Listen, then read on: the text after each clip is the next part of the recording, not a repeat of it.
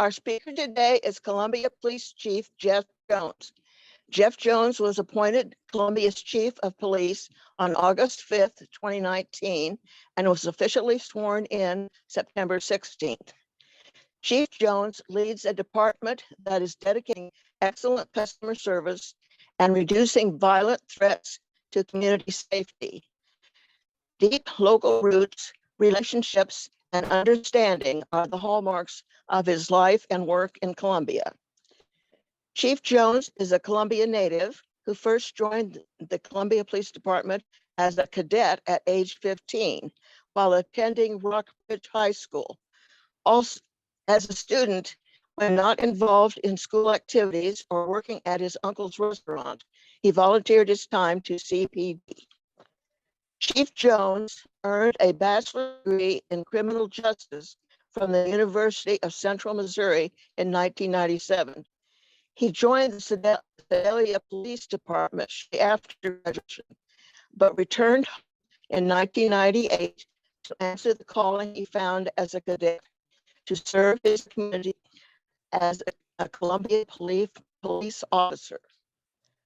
Over the past 24 years, Chief Jones has worked as a patrol officer, narcotics detective, sergeant, police lieutenant, and now police chief. During this time, he also earned a master's degree in criminal justice and sociology from Lincoln University and graduated from the Missouri Police Chief Association's Law Enforcement Command College. In September 2022, Chief Jones graduated from the prestigious FBI National Leadership Academy. He serves on the Missouri Justice Reinvestment Executive Oversight Council, which advises the governor on fostering the sustainability of all justice. I'd like to turn the floor over to Chief Jones. Well, thanks for having me. I won't be able to stay a very long time, but I wanted to take the opportunity to talk about FUSUS, answer any questions that I can. I have not been formally trained to use the system, but I feel like I have a pretty good working knowledge of some of its all of its functionality. But basically, we're not asking to add cameras anywhere. And I want to divide what I'm talking about into two different things. One is talking about residential cameras, and the other one is talking about business cameras. I'll talk about business cameras first. The way that FUSUS is set up and what makes them unique is they're able to take camera information or camera feeds from any platform. So if you have an open loop system, so in a business, the type of, not a Ring camera, that's a closed loop system, but an open loop system, you can, with the use of an appliance that's either going to be donated to us if this passes, or donated by us if this passes to some businesses, or it can be purchased. With this appliance, you can give access at different levels of your choosing. It's completely voluntary to have access to that camera. That could be from registering the camera and saying, hey, we have a camera here. If you have an incident and you want to look at it, get a hold of us. It can be based on an incident. You can see live feed. It can be just looking at recorded information and not live feed cameras, or it can just be live feed cameras. But these are in public places where you don't have an expectation of privacy. And they wouldn't be pointed in any place where people had an expectation of privacy. So we would set parameters consistent with what other places have done, maybe even a little more strict, to make sure that we're not looking into private places. But that has to be done with an appliance. We can't just tap into someone's camera, even if we wanted to. And then what they call the donor site, the person who is donating that video footage to us gets to set the level in which we would have that access. So it could be, like I said, from no direct access, and they wouldn't even use an appliance. They would just register it, to having the appliance and giving us all the way up to live feed. So some of the things that I've been asked is, does it have facial recognition? It does not. It can track things like a backpack or a bicycle, or a red car or a blue car. It does not track race or gender. So facial recognition is out. That's something that we get asked a lot. That can be limited by the product or by us. Those things are limited by the product currently. So even if I wasn't the chief and someone else came in and said, we want that, they don't have that capability with FUSUS. So that's one plus in my mind for FUSUS, because it limits that capability. Really, the use of these, we're not asking for anything that we don't already have the ability to obtain. It's just currently it takes a long time in some instances, in a lot of instances, to get recorded footage. So we do a canvas typically. Currently, we look for cameras, then we contact the business, and we ask to look at their video. Most of the times, almost 100% of the time, people give us consent to look at a video. We look for whatever it is we're looking for in that particular instance. Then we have to find a way to download it. Many times the person who's working at that time doesn't know how to use the camera system. So sometimes we don't get to view it until someone else comes in hours or days later. And then the same is true of trying to download it and get it back here. And then once we get it here, we have difficulty in finding a player online usually to try to play the video in-house. So there are a lot of obstacles that come with us obtaining video, but courts expect it because it can be something that incriminates people, or it can be exculpatory. So it really does work both ways. So we try to get video in most of our cases, but right now it's very difficult and time consuming. We're not asking to get access to anything that we can't already get. It's more about efficiency with us. We've had businesses that have web-based camera systems that can give us logons to look at their cameras. We don't have the resource, nor do we want to get into the business of doing general surveillance. I don't have the people to do that currently. And it just wouldn't be productive. I would liken it to, if you look at your screen on the Zoom call, and if all these video feeds are going, and if this gets passed and we have hundreds of cameras on the system, think of this screen with panes that look just like this with 100 or 1,000 cameras on them. And then think about what you could discern by looking at that screen. And the answer is probably nothing. It's too much information for anybody to just take in. We wouldn't have people to sit here and do this anyway. But just thinking about that logically and the logistics of that, that's not something that we'd be interested in doing. That doesn't mean that if we didn't have, a concert or some kind of event downtown or at the mall, that they wouldn't want us to monitor crowd movement or traffic movement and have cameras out facing the street. That's a possibility with this system. Typically, when we look at traffic movement and outside stuff in those instances, we already use drones for that. We use those in the demonstrations in 2020. That's why we didn't have huge traffic issues and people weren't getting frustrated and having issues. We had some issues early on when we weren't using drones, with people driving through protest sites and those types of things. So that was a tool that we used to manage that. There are people that feel like this is too big brotherish, and I understand that viewpoint. I don't share that viewpoint because of the voluntary nature of it and the ability to restrict the accesses, and the ability for us to audit the system, and just the internal audits that are built into the system, whether we wanted to participate in that or not. We would, obviously, but if it weren't me and someone else was here, that's something I get asked a lot. Those controls are built into the system. So I do understand that people have concerns. I'm not trying to set those concerns aside at all. We've tried to write our broader policy that addresses those concerns, but we'll also have to write a procedure once we have a working knowledge of the system, so that we can also address those concerns and make sure that we're using it responsibly. That's something that we would post to the website so that everybody knew what we were doing, when we were doing it, how we were doing it. So that's business side.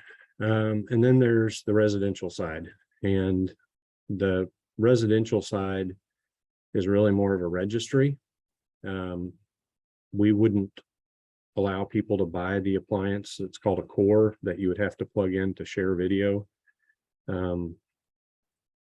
because we really don't want to be looking at private residence cameras. So what you can do, however, and we do this, the last 2 homicides that we've had, we've gone to people that had Ring doorbell cameras and similar cameras and said, hey, do you have anything during this time? And we've had useful information. The last homicide that we just solved was on video. So we have that homicide on video. And that's from a residential camera that faces the street. That was in a parked car on the street. So the way that we would get that with FUSUS now, as opposed to going through that same process that I described with businesses, is that if you register, the person who's on scene can actually drop a pin and draw out a radius around that pin, and it'll pull up the people who are registered in that area. And we ask people to give us a phone number or an email or both, and we can send them a text message or an email saying, hey, during this time, this happened. We're asking you to look for this. And if you're willing to share it with us and you have something, if you could send it to this link, it gives a secure link.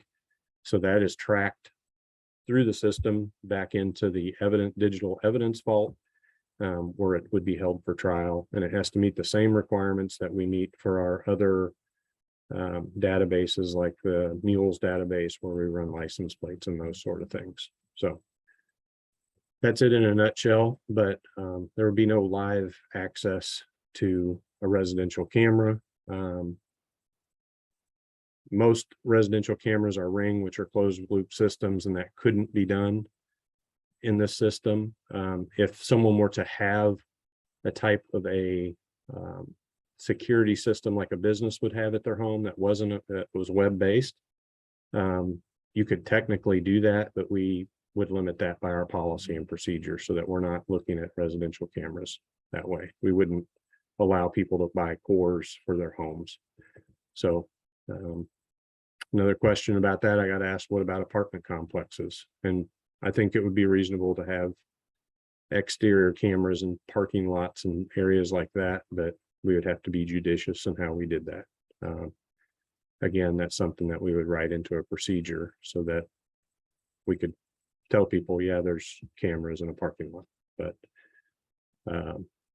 that's kind of how I see it. Are there any questions? Sarah? So one of the concerns I'm seeing is over facial recognition. And, I think there was some unfortunate language in something that went out that said that the software can search for specific people, and that was interpreted to mean facial recognition. Can you talk about, is that a possibility at all? Is it a feature that's there that we're choosing not to use, or is it not a feature of this software? That's a really good question. So there are other products that have facial recognition. FUSUS does not currently, but we would also limit our use to not have facial recognition, even if they were to get it down the road. I've been told by the company that it is their stance not to use facial recognition. But I think the language you're talking about is, there are 2 different conversations there. And one is that I'm trying to limit the number of investigative type stops that are based off of a general description. And I'll give you an example of that. Someone calls us and says, there's an unknown race person wearing a red shirt, driving a blue car that just fired a gun at Providence and Broadway. Cops are going to come to that scene. They're going to flood the scene. And anyone who's wearing a red shirt driving a blue car is going to get pulled over. And it may or may not be the right person. And we're going off someone's description under stress. Everybody knows that witness statements are shaky at best a lot of times. So having a video, even if it's a past recorded video of an event, but having it while you're responding to a call, that picture could be sent out to all of the officers on their computers in their cars, and we would be stopping the person driving the car wearing the shirt instead of just stopping people who match that description. That is my hope for this. Other people see that differently, but that is how I would intend to use that. What was the other part of that? Sarah, you had a different part of that other than just. I think you answered it. It was, could it even be done with the software? The answer was no. And even if it was possible or became possible in the future, you're pledging that that would not be a feature that CPD would utilize. Right. And we would I put think that you in answered the both. policy, and the final policy and procedure would have to have that in there, but that is something we would do. We've had enough public meetings, and we've talked about this in council too, that there's some accountability there for me or whoever comes next, that's part of the policy, because that's what people want and expect. But I do understand that the concern's there. So we have some hands raised. Pam Springsteel, I see first. Pam, would you unmute yourself and ask your question or make your statement? Chief Jones, I was looking for the unmute when- button. wondering if you saw the letter to the editor by the two ministers, I did. and so if you could speak to that. I have it here in front of me, and I guess I'm not really sure how it relates to FUSUS, but they write, technology is not neutral, it is biased as the humans who design and use it. So bias will also be part of the technology's use. We wish to voice our opposition to expanding surveillance policing rather than investing in support for community well-being. And then another part, they say, could this surveillance be used down the road to prosecute those accessing reproductive health care or other necessary resources that could become illegal at the will of our extremist legislature? Okay, so I'm not sure how to answer that, so I'm gonna do my best. Okay. I don't really see how it relates to FUSUS, because we're not expanding our capability with camera systems, because we can get this footage anyway. It's just not very efficient. I see it as doing the opposite of being biased, because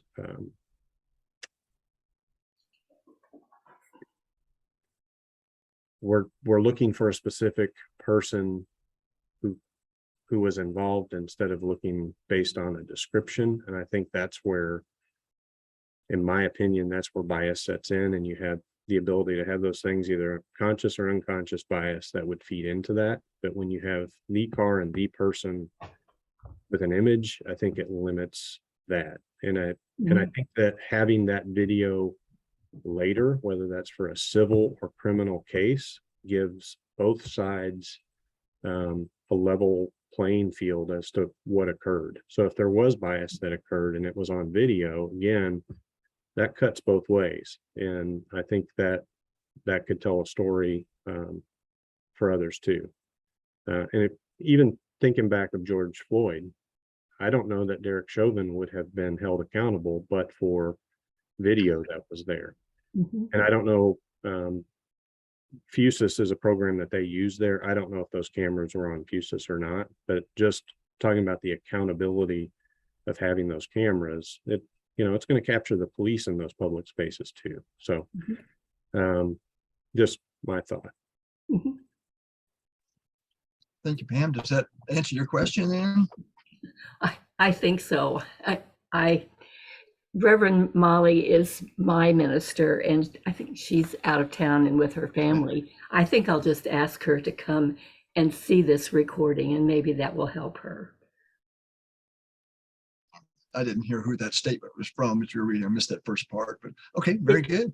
I'll go ahead. Let's go to, I'll move on to the next question then. Kathy Jensen, you have your hand raised. Go ahead, unmute yourself. My question, find my digital cameras. When you people cameras so that you in the nothing happening in your neighborhood, be a number of cameras. Hey, Kathy, you're breaking up. How about if you type your question into chat and then we'll ask Chief Jones to address it that way? Would that work? I'll do that. All right, and we'll move on to the next question while I do that. Thank you. Carl Scala is next. Carl, go ahead. Yeah, Chief, this is there's a history of surveillance in Columbia. It's been going on for 10 or 12 years or so. Many years ago, it was about a downtown sidewalk and street surveillance, and it was following a beating in one of the parking garages. And that kind of failed, but the sentiment at that time was to encourage the city to support the local businesses with some of their camera needs when it came to surveillance. So the culture has kind of shifted over time, and people have gotten a little bit more accustomed to cameras. But it seems to me that the argument here has a lot to do with efficiency, not to do with new surveillance or discrimination, that kind of thing. But I can understand how people are very sensitive to that. Do you see it that way too? It's just a tool to use for the efficiencies of some of the exigencies that we have these days. I do, and I have not talked about school shootings, but I also, I think I saw. I'll tell you how we're trained to deal with school shootings, and I'll tell you my perspective on this. And the schools do support this. Right now, if there were to be a school shooting or shooting at the mall for that matter, but an active assailant with a gun, we are trained to go toward the sound of gunfire. That's how we're going to locate the person in the building currently. And as someone that has a kid in public school, that we need to understand that every round that goes off is somebody's kid, potentially. And if I have the ability to pull up a camera and see someone in a hallway based on the event, you know, if the school gives us access during an event, which is one of the permissions, if I can see where they're at when they're not shooting someone, then it gives us the ability to go in there and stop that threat without them shooting more people. And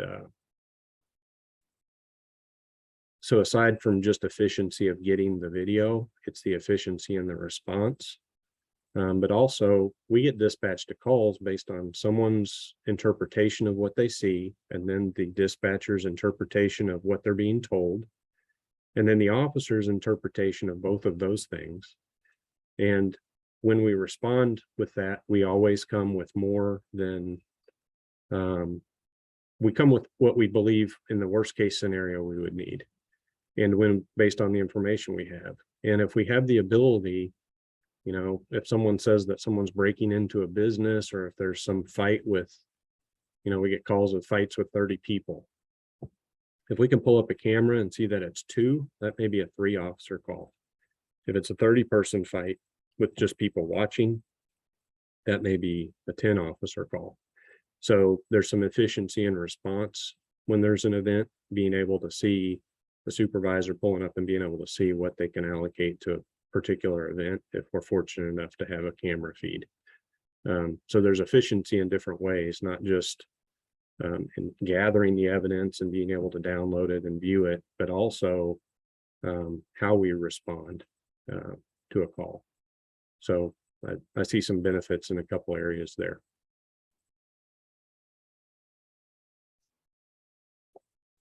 Thank you. Did that, Carl, does that address your? Yeah, sure, that's fine. Thank you, Chief. Thank you. Next, we have Eric Galicia from the Missourian. Eric, go ahead. Hello, Chief Jones. So, and you can correct me if I'm wrong, right? So this is going to go up to City Council on Monday. You're going to lay out some of your policy, right? And if it is approved, will it then go to, will you be developing the procedure after that? And just to add on, right, like in the previous story that we wrote, you said that procedure, the writing of the procedure would be very transparent. So how do you plan to be transparent with the writing of the procedure? So those are good questions. So right now I have a general knowledge of the system, right? I wouldn't know how to click through and use every function of the system, but I would know generally what it does. To have a procedure, I would need to know what the system limits and what we would limit by procedure and policy. So we would have to have a working knowledge of the system to be able to write a good procedure. So that's part of it. And until we're trained to do that, if we were to go with the product, it would be, we wouldn't implement the system until we had a procedure laid out. Policies and procedures are different things. Currently, we have a policy manual, and the way that our policies are written, and this is kind of off topic, but it goes to what you're saying. So I want people to understand the difference in the two. We are trying to get accredited through CALEA. And the company that we're trying to get accredited through is what a lot of people in the United States law enforcement agencies try to get accredited through. And they say that policies should be a broader guideline, and then procedures need to be defined more clearly and more precisely. And those definitions can be provided. We put those up in a meeting, the last meeting we had, but similar to what we do when we produce a policy now with our procedure, once we understand the system and what the limitations are, and taking the concerns that we've heard from, well, seeing things in the news and having our public meetings and those types of things, being able to drill down those procedures so that people have a level of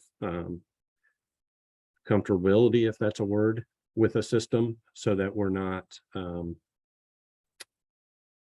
to disregard anybody's concerns, but we want people to understand where those restrictions lie, whether that's with the product itself, because there are a lot of limitations with the product and how people can give permissions and the functionality of the system. And then there would be further restrictions based on who we allowed to see what and when it's audited, how it's audited, because there are internal audits in the system, but we would also have a function where supervisors would on shift view who's on the system. We would prohibit people from getting online from somewhere else, but the system, a benefit to us is the system actually logs what IP address it's coming from. So we can tell if people are at work on the system, and if they're not at work, what that looks like as far as discipline, so that we can set those parameters as a procedure. The policy, the council doesn't approve policy or procedure, but I think and I think Andrea is on here, I think what the council wants to see is that we're going to address these concerns in our policy. But after we're trained, we're going to have to drill that down even further and be more specific with the procedure, so that we're meeting our accreditation guidelines, and we're meeting the expectations and the concerns of the people in the city, because we don't want people to feel like they're under general surveillance all the time. And that just logistically, that can't happen right now. And if we're looking 20 years from now where we might have enough resources, maybe we have to have a policy and a procedure that prohibits that, and we can do that. So, and an audit function, so that we're auditing ourselves in addition to the system, so that we are being accountable to that. So hope that answered your question. Well, Kathy? I just I was also asking if, as the procedure is being written out, are you going to be holding more community meetings and showing the people this is where we're at, and getting feedback during that time as well, like you did with the policy? We can. We will definitely post it, but I don't think it's a bad idea to go through the procedure in a public meeting. It's very similar to a policy meeting, but I think that we'll have to have a draft of it. So that we can explain the functionality of the system and why a procedure is a procedure. Because I couldn't even begin to try to explain that now because I don't know the functionality of the system. So that'd be something I'd be open to. That's not something that we've done before. So, and since we're transitioning, one thing I didn't say that is relevant here is since we're transitioning from having the policies written the way that they currently are to going into a policy and a procedure, it would fit the model. We just haven't done it yet. So that's why I'm actually thinking through this as we're talking, but yeah, I'd be fine to have a public meeting about the procedure. But good question. Thank you, Eric. Kathy Jensen had her message typed in, so I'll just read that. People don't have chat open. She said, just want to clarify that people's home cameras can be registered so that CPD will know that there are X number of cameras in the general area where a crime has occurred. And people may be contacted by CPD asking for the video, but residential, as people's home cameras, will not be tied into FUSUS. Is that correct? Not in the sense that we can view the camera, because you won't even have the appliance that is required to do that. But you could be on a registry that told us, hey, we have a camera, and if you want video footage, contact us and we'll look for it and may or may not provide it. So people currently who have a camera, if they don't register, you won't know that they've got a camera? Is that Correct. what you're saying? Correct. I mean, you choose to register it or not. So if you don't register it, we'll go through the same process. We're still going to have to go through a process of a foot canvas until this either takes off or it doesn't, and we still have to do foot canvases. But it even if we still have to do canvases, it saves us hours, days, sometimes weeks getting the video when we know there's a camera. I will tell you that one of our unsolved homicides, I won't say which one, but there was one that we found a camera after the point. We found out that there was a camera, just the way it was positioned. You couldn't see it from the street during the canvas, but we ended up finding it days later. And had we had that camera, this may not be an open homicide anymore. So there's things like that we consider. But the short answer is we're not going to access people's footage on private systems. They would have to share a downloaded copy of a video either through the link, or if they couldn't figure that out or there was some problem with that, we would have to send someone to them, put it on a flash drive or something. But we wouldn't have access to people's home cameras. Thank you. Next question we have from Lacey Reeves with KOMU Channel 8. Lacey, go ahead, unmute yourself and ask your question. Hi, Chief Jones. I'm Lacey. Nice Hi. to see you today. So one of the questions I wanted to ask you was if it were to pass on Monday, what prominent businesses have already said that they want to be involved and have this used for their cameras? And then as well as, has MU said that any opinion either way on if they would be interested in using them? So MU is interested and they support it. And I think they've sent out a letter or something. I won't know all of the businesses. I've had several reach out, when they see me in meetings and stuff. But some of the major places like the downtown CID, the mall, or I don't know the name of it. There's a automotive shop on the east side of town. There have been several places that have showed interest in it. But I don't know what level of access, whether it's a recorded one or a live one. And frankly, that's less of a concern to me than being able to access this and not spending hours and days with multiple detectives trying to get video. That's really hampering our ability to be efficient in these investigations. I hope Yes, you did. The other thing I wanted to ask is, I know you talked about what the business cameras that the FUSUS core would be used. That's the actual appliance. So does that just plug itself in? Do you plug the camera into that small box? You cut out on my end for just a second there. Oh, So you're sorry. asking how the core would work? Yes, it's you guys are. I was on FUSUS's website, and it has all these different things they offer. And I know you said the core model specifically, so that's a box, right? About Right. yay big. Do you plug that into each specific camera, or It plugs into the system somehow. I am not a tech Okay. person. I'm lucky to Sure. be able to use my iPhone. But they actually will set up a call center line just for us so that people who want the system, they purchase it from them, or we're going to have some that if it's a business that can't afford it and it's, they want the cameras, we're going to try to give some of ours out to people.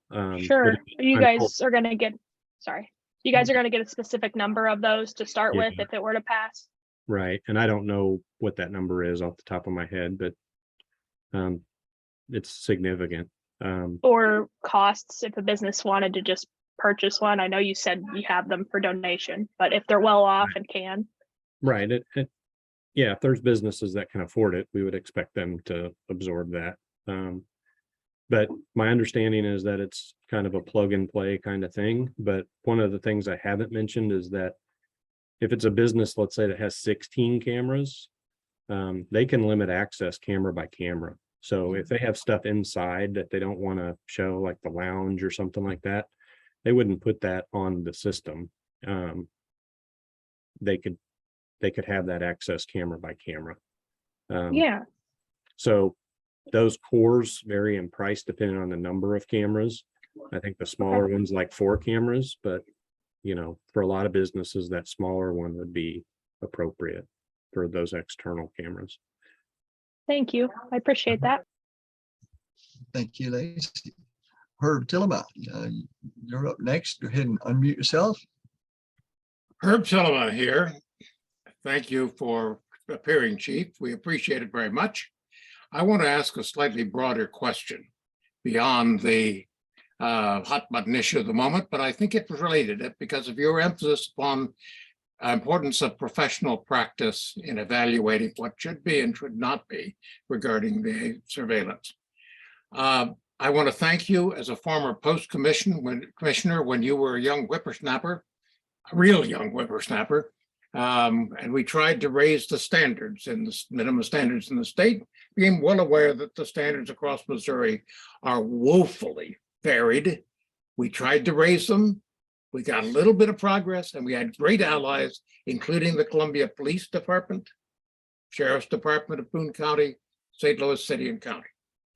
And but I'm out of date. So would you tell me what is the current level in terms of hours required for new hires training before certification for the state, the minimum for the Columbia Police Department, especially in comparison with St. Louis City and Boone County Sheriffs? Right. So I don't remember the number of hours, Herb. It's either 470 or 600, I think. But that's a minimum standard for the state. So they have curriculum through post, and I couldn't even begin to go through the list. Just since you're asking about training, I think you know more than most, so I'm going to kind of break it down a little bit. There are different areas in which post requires police officers to have training, and those academies meet those minimum requirements. So when people come out, they have the minimum training to come out onto the street.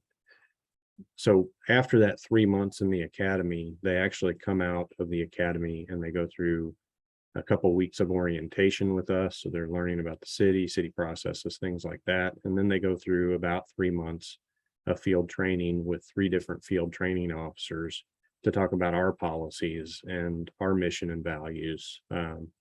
So they have that additional 3 months of training in field training, which I think is the most beneficial outside of the classroom. But that's where they're learning how to police here. So it's not that general training that you would get in the academy, because we don't have our own academy here like St. Louis and some other places. The benefit to having your own academy is you get to teach the curriculum the way that you as an agency police, because they all do it slightly different depending on their community. but field training is the place that we get to train that. I think I have time for just another question, and then I'm going to have to go. Ethan Hines, I think from KMIZ. Ethan, would you Sure. unmute yourself and ask your question? Chief, I hope you're having a good day today. I have just a couple really quick questions. One, do you consider, or will the system consider an apartment building a business or a residential area? Yeah, and I touched on that. I don't know if you were on here, but those internal spaces, like internal hallways and things like that, we would not want to put on our system. We would treat that, again, this has to be done as part of the procedure, but we would treat that as our review of the cameras as a private space. But things like a parking lot, we would consider that as a business type camera. If it's a big general parking area or something like that. Those get a little trickier, but I think what I want people to know is I'm committed to keeping cameras out of people's private spaces. I don't want that at my home, and I don't want that for anybody else's home. So it's really about those publicly viewable spaces, like a public parking lot that the delivery driver could come to, as opposed to a hallway where only 3 people go into their doors, if that Okay. makes sense. Yes, definitely. And then it's my understanding, that as a resident, you could register with the, saying that you do have a camera. If a resident is registered and they're refusing to provide video or information, is there the potential for like the police department to serve a warrant for that information if they're registered, or is it just kind of like okay, you don't want to do it, that's fine? Yes, you could serve a warrant. We can do that now. I will tell you that I can't think of a time where that's happened, where we've had to serve a warrant to get the video, outside of it being like the suspect's house. When if something happened at the suspect's house on the street in front of their house and there was video footage, we'd get a court order for that. I don't know that we would know to even have probable cause to get a warrant unless someone was supplying us the information that they had the video, though. So there's some, in theory, yes, you could write a search warrant and get a video from someone that had it if they didn't want to give it to you. I have never seen that happen unless it was a suspect's house. Yeah, I think that's the best way I can answer that question. Most open. All right, thank you, Ethan. Appreciate that. We've got a couple questions in chat, but if you have to go, if you have time, you can take a look at those, but we don't want to hold you up, make you late for your other meeting. Let me look real quick.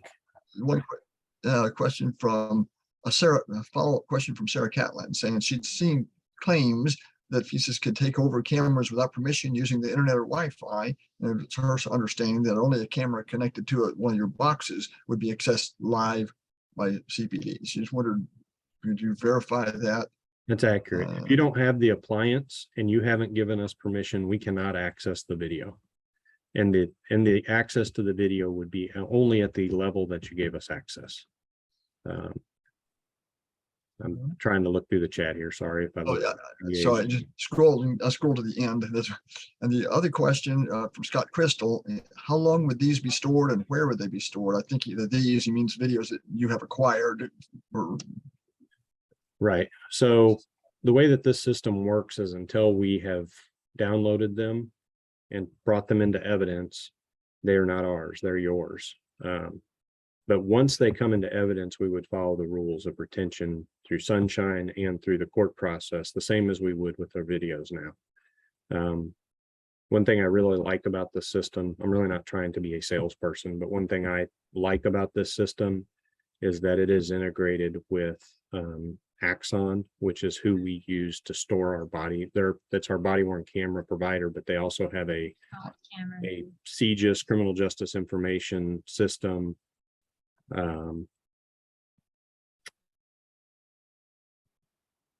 They have a requirement through CJIS so that they're meeting the standards of CGIS and keeping those videos so that we can put those into the vault.